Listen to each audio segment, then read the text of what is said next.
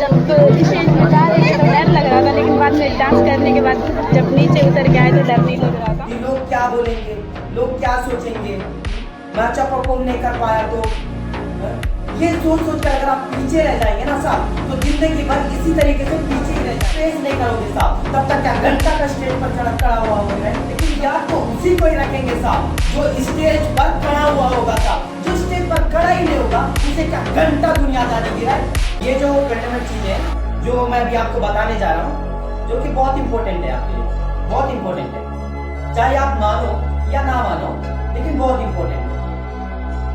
खुद को देखिए, खुद को ना रिचार्ज करते रहना बहुत जरूरी है, क्योंकि डर सबको लगता है, गला सबका सूखता है, राइट। लेकिन लोगों के सामने खुद को एक्सप्रेस करते रहना, खुद को रिचार्ज करते रहना बहुत जरूरी है साहब। जब तक का आप अपने आप को लोगों के सामने एक्सप्रेस नहीं करोगे साहब, तब तक क्या घंटा का स्टेज पर खड़ा हुआ होगा। लेकिन याद तो उसी को ही रखेंगे साहब जो स्टेज पर खड़ा हुआ होगा साहब, जो स्टेज पर खड़ा ही नहीं होगा उसे क्या घंटा दुनियादारी की, राइट, उसे क्या घंटा दुनिया जानेगी साहब।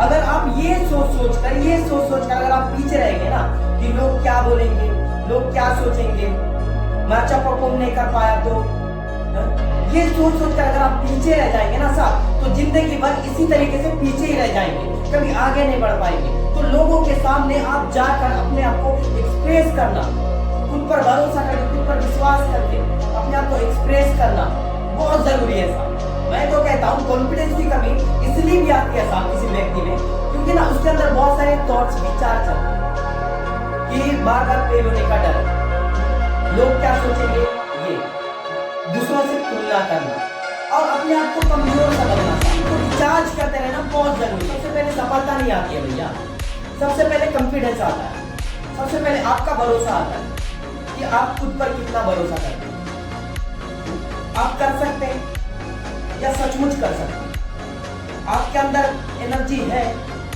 या सचमुच है, आप लोगों के सामने खुद को एक्सप्रेस कर सकते हैं या सचमुच कर सकते हैं। मैं क्या कह रहा हूँ, सचमुच कर सकते हैं। देखो, लोगों के सामने को कोई भी जाके कुछ भी कह देगा ना, लेकिन कॉन्फिडेंस होनी चाहिए साहब। और देखो, कोई भी काम कर सकता है, लेकिन भरोसा होना चाहिए साहब।